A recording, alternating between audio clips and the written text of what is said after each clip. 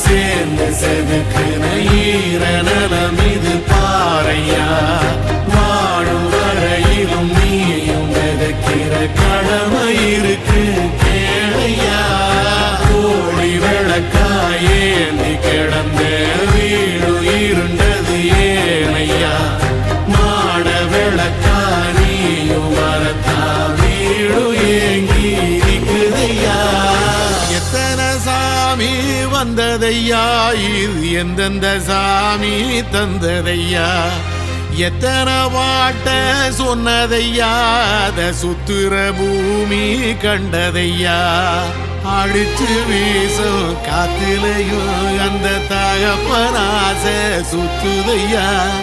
வெடிச்சு பூக்கும் வேலையிலும் ஒரு வம்சத்து கதையே உள்ளதையா